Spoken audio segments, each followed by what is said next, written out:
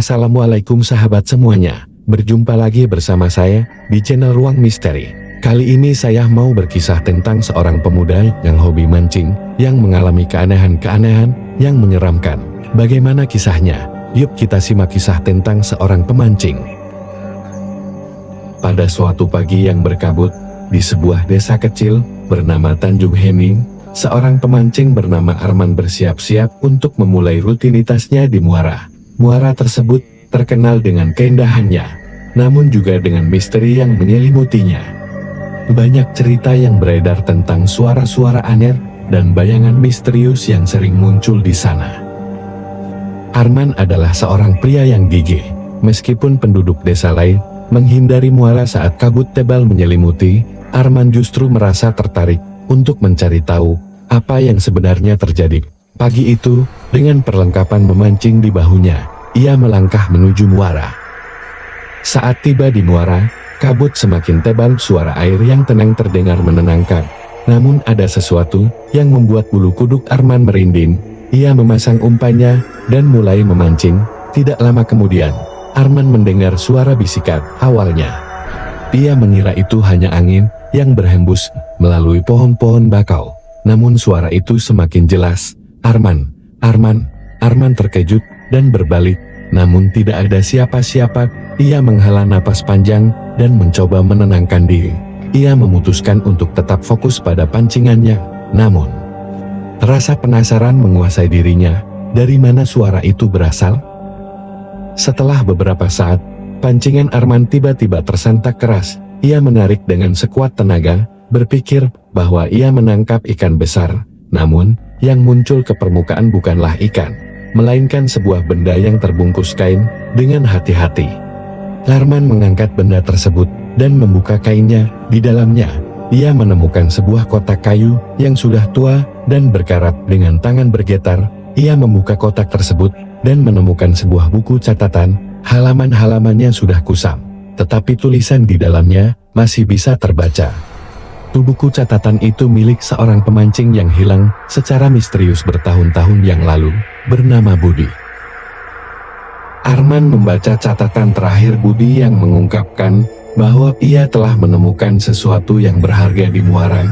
Namun, sebelum ia sempat mengungkapkan apa yang ditemukannya, Budi menghilang tanpa jejak. Arman merasa bahwa ini adalah kunci dari misteri yang selama ini menyelimuti muara. Tidak jauh dari tempatnya berdiri, Arman melihat sebuah bayangan bergerak di antara kabut. Ia memutuskan untuk mengikuti bayangan tersebut.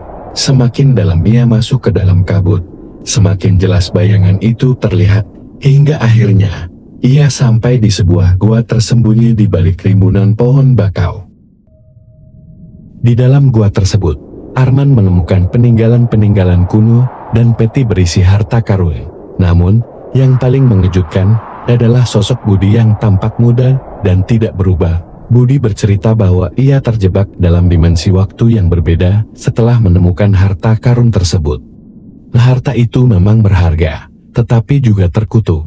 Arman merasa ngeri dan sadar bahwa ia harus meninggalkan tempat itu. Namun, Budi memintanya untuk membawa peti harta karun keluar dari gua agar kutukan itu bisa dihentikan. Dengan hati-hati, Arman membawa peti tersebut keluar dan kabut mulai menghilang. Setelah kembali ke desa, Arman menceritakan semuanya kepada penduduk. Mereka memutuskan untuk mengubur peti harta karun itu di tempat suci desa agar kutukannya tidak menyebar.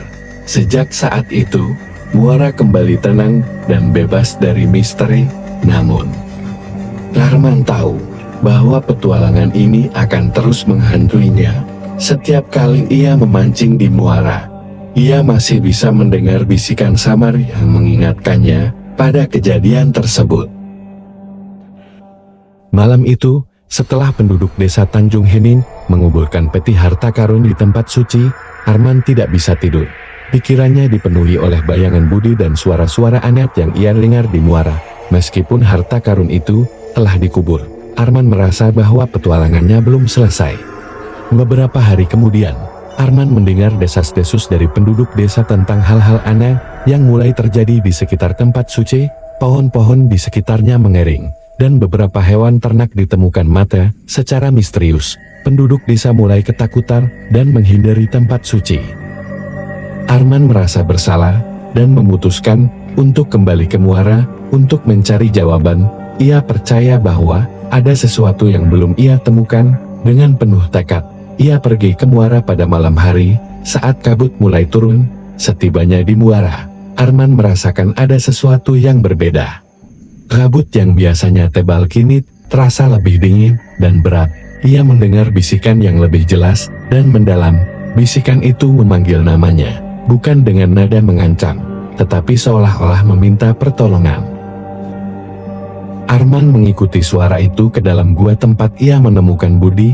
Namun, kali ini, gua itu tampak lebih dalam dan lebih gelap. Dengan bantuan senter, Arman berjalan lebih jauh ke dalam gua. Di ujung gua, ia menemukan sebuah pintu batu yang dihiasi dengan ukiran kuno. Ukiran itu menggambarkan kisah tentang sebuah kerajaan yang jatuh karena kutukan harta karun. Arman menyadari bahwa kutukan ini bukan hanya masalah harta karun, tetapi ada kekuatan gelap yang lebih besar di baliknya. Ia membuka pintu batu tersebut dan menemukan sebuah ruangan besar dengan altar di tengahnya. Di atas altar, terdapat sebuah kitab kuno yang tampak bersinar dalam kegelapan. Saat Arman mendekati kitab tersebut, bayangan Budi muncul di sampingnya. Budi memberitahunya bahwa untuk menghentikan kutukan, Arman harus membaca mantra di dalam kitab itu dan memusnahkan harta karun yang terkubur dengan hati-hati. Arman membuka kitab tersebut dan mulai membaca mantra yang tertulis di sana. Saat ia membaca mantra itu, gua mulai bergetar dan bayangan-bayangan mulai muncul di sekelilingnya. Namun, Arman tetap fokus dan melanjutkan membaca hingga selesai. Setelah mantra selesai dibacakan, sebuah cahaya terang muncul dari altar dan menyelimuti seluruh gua. Ketika cahaya itu mereda, Arman menemukan dirinya kembali di luar gua. Di muara, kabut telah hilang dan suasana terasa lebih tenang. Ia bergegas kembali ke desa dan memberitahu penduduk tentang apa yang terjadi. Bersama-sama, mereka pergi ke tempat suci dan menggali kembali peti harta karun. Setelah peti tersebut ditemukan, Arman memusnahkannya dengan membakarnya, seperti yang diinstruksikan dalam kitab kuno. Saat api membakar peti tersebut, penduduk desa merasakan beban yang terangkat dari tempat suci. Pohon-pohon yang sebelumnya kering mulai tumbuh kembali, dan suasana desa kembali damai. Budi, yang kini bebas dari kutukan, mengucapkan terima kasih kepada Arman dan penduduk desa sebelum menghilang dengan damai. Arman merasa lega dan bersyukur karena berhasil menghentikan kutukan tersebut.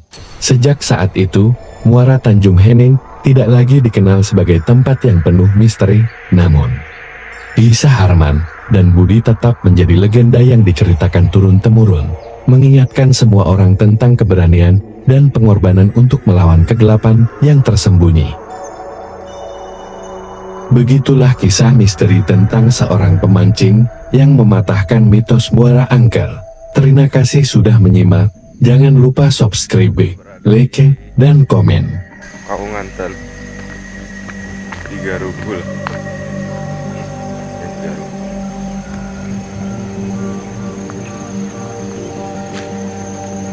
Ini perahunya udah siap. Perahunya siap. Nah, di sana itu petambakan udang, guys.